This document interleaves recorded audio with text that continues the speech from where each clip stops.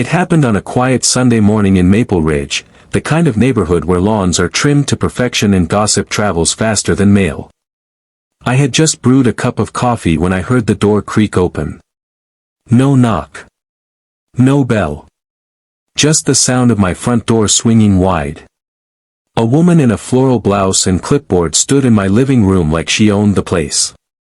"You're violating community guidelines," she said, scanning my bookshelf like it was a crime scene.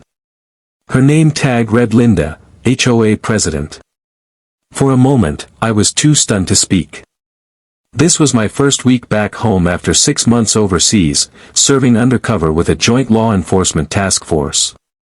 My house had been rented out during that time, and I'd only just moved back in. Now this stranger had walked straight into my home, uninvited, demanding I repaint my fence and remove a non-compliant mailbox. If you believe true kindness always finds its way back, please tap the like button now and subscribe to support more stories like this. I calmly told her to leave. She refused.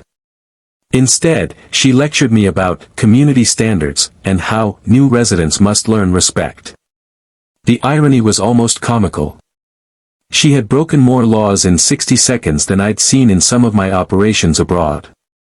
I set my coffee down and said quietly, "Ma'am, this is an illegal entry." She smirked. "Don't threaten me. The HOA runs this neighborhood." She didn't realize she was talking to law enforcement. When I showed her my badge, the color drained from her face. She stammered something about routine inspections. I recorded her statement, called dispatch, and within minutes, a patrol car pulled up. Linda was arrested for trespassing and unlawful harassment. The neighborhood watched from behind blinds as she was led away, a mix of shock, relief, and whispered gossip. For many, this woman had been a bully for years. She fined retirees for having wind chimes, forced families to cut down trees, and humiliated a single mother for leaving her trash bin out a day late. Now, the enforcer was being held accountable. But here's where things changed.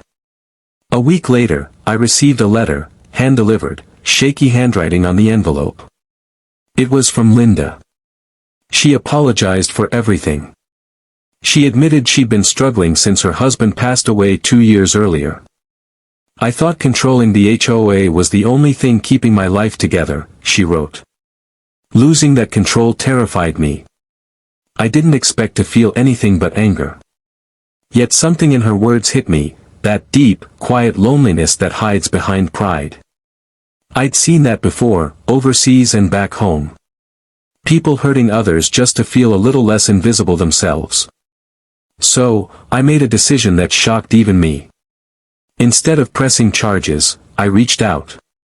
I asked the court to consider community service instead of jail time. When the judge agreed, I offered to supervise it myself.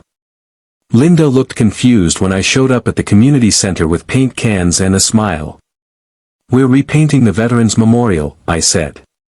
"Let's start fresh, both of us." At first, she barely spoke. But as hours turned into days, something softened. She started asking about my service, about why I chose law enforcement. I told her the truth, that I believed in justice, but I also believed in redemption. "Kindness doesn't erase mistakes," I said. "But it gives people a reason to change." By the end of the week, the wall gleamed with a new coat of paint, and Linda, the same woman who'd barged into my house, was smiling for the first time in years.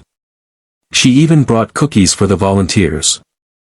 Months later, she stepped down as HOA president and began volunteering at the same community center we painted together. She started a program for widows and retirees, helping them reconnect through service. The woman who once enforced rules through fear now built bridges with kindness. It's funny, people still ask me why I didn't just let her face the full penalty. My answer is simple: sometimes justice isn't about punishment, it's about giving someone a chance to be better. We'd love to hear your story. What is the most memorable act of unexpected kindness you have witnessed or received? Share it in the comments below. If this story touched your heart, please like, share, and subscribe. because kindness has the power to change even the hardest hearts. And every time I pass the Veterans Memorial now, I see that shining wall, the reflection of sunlight on its surface, and I remember that even when someone walks into your life uninvited, sometimes, just sometimes, they walk out changed forever.